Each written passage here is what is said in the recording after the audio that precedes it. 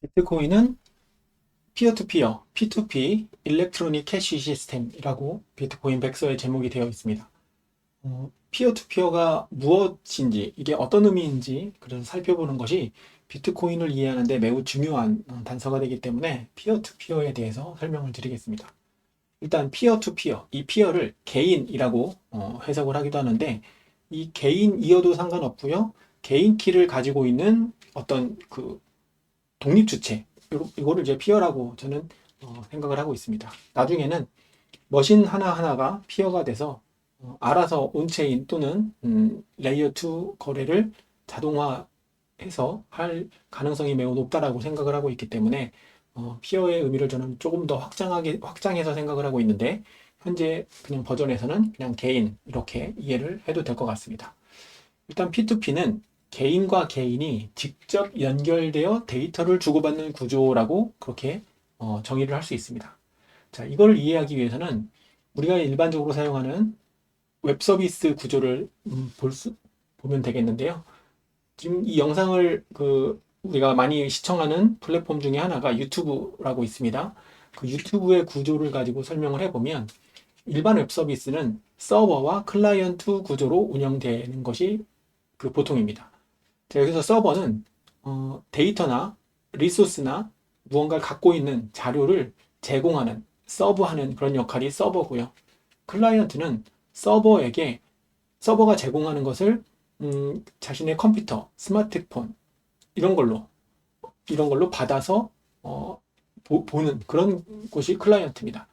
그래서 클라이언트는 스마트폰이나 컴퓨터에 들어가 있는 웹브라우저가 클라이언트고요. 서버는 그 제공하기 위해서 구성되는 각종 하드웨어와 소프트웨어의 통칭을 의미합니다. 유튜브 같은 경우에는 유튜브 영상을 개인이 업로드를 하면 업로드를 처리하는 그런 곳도 서버고요. 그리고 업로드된 영상을 우리가 볼 수 있도록 인코딩이라고 하는 과정을 거치는데 그 인코딩을 하는 주체도 서버입니다.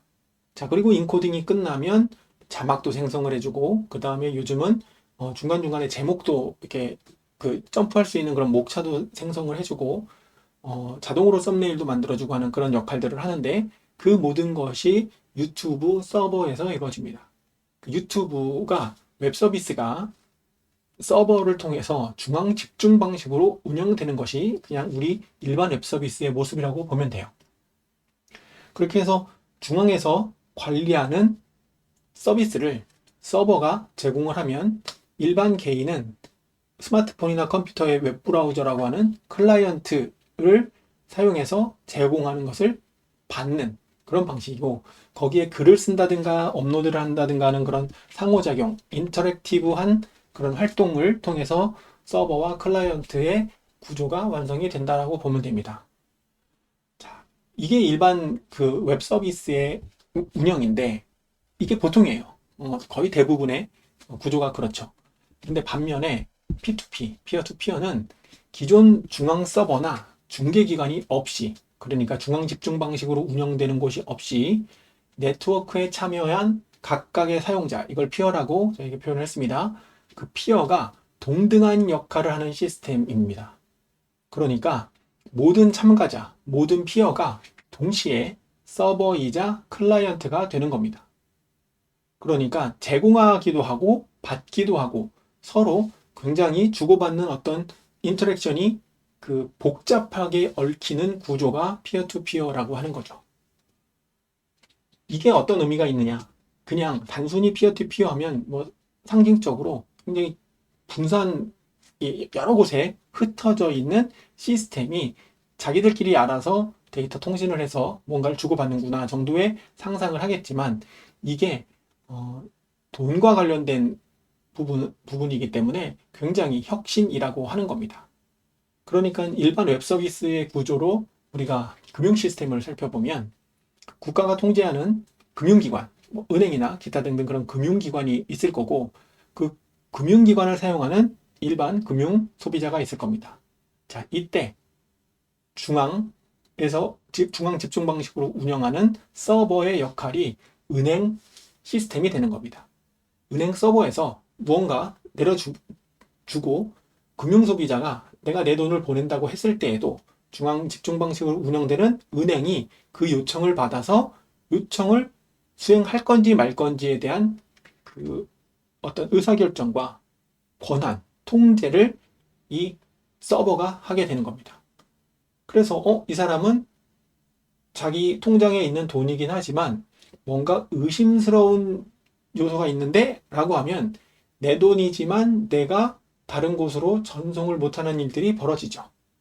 그래서 우리가 암호화폐 거래소에서 내 돈을 넣고 내가 뽑고 싶은데 바로 뽑을 수 있나요? 못 뽑죠. 네. 원화를 넣고 내가 원하는 비트코인을 구입을 해도 24시간 이내에는 뽑아주질 않습니다. 그게 서버 클라이언트 구조라서 그런 거예요. 내가 넣은 돈이고 내가 그 익스체인지한 비트코인이라고 해도 그것을 내보내 줄지 말지는 그 규칙을 정하는 서버의 룰에 따라 다른 겁니다. 자, 근데 피어투피어 같은 경우에는 서버이자 클라이언트라고 했잖아요. 그러면 이게 뭐가 달라지는 거예요?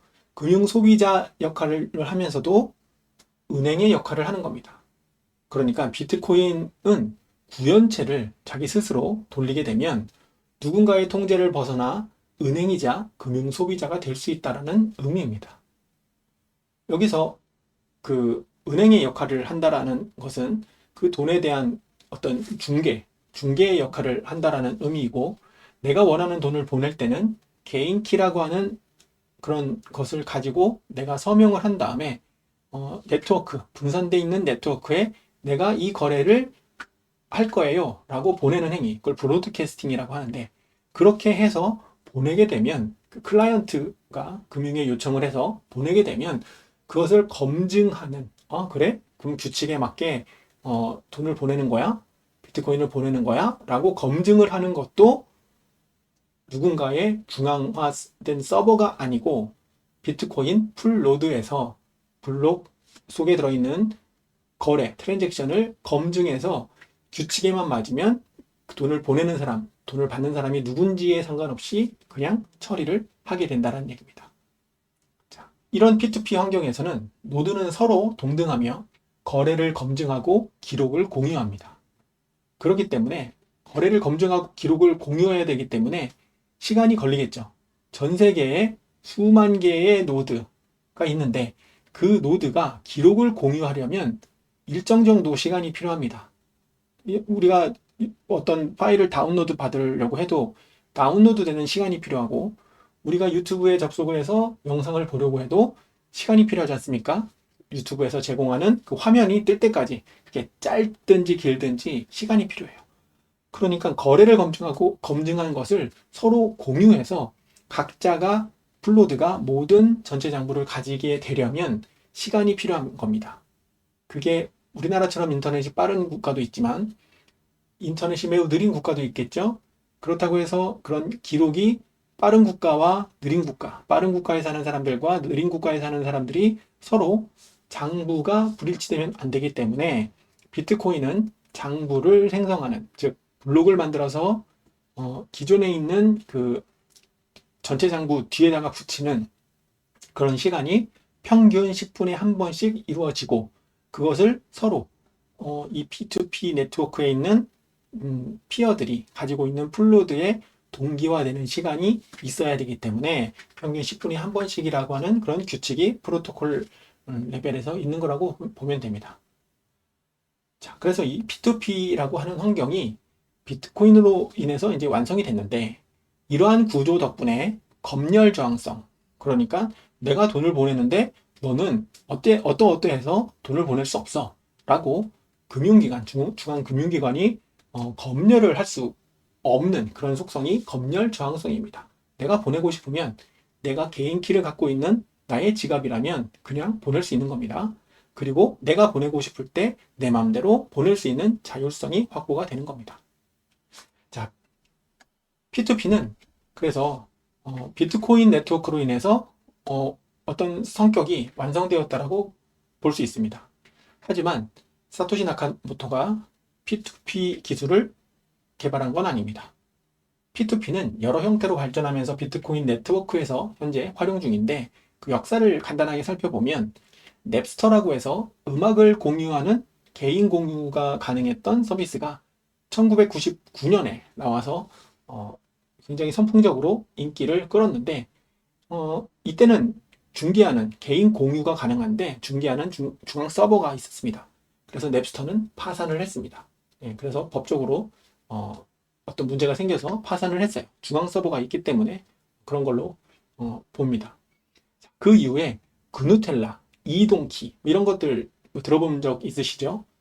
나이가 좀 있는 분들은 들어보셨을 텐데 2000년도에 P2P 파일 공유로 선풍적인 인기를 끌게 됐습니다.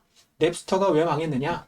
라고 하는 어떤 그런 걸 교훈을 얻어서 P2P 파일 공유 서비스로 굉장히 인기를 끌게 되었는데 그러다가 2001년도에 비트토렌트라고 하는 그런 기술이 나와서 이때부터는 대용량 분산 네트워크로 파일을 저장하고 전송하는 그런 기술이 보편화되게 됩니다.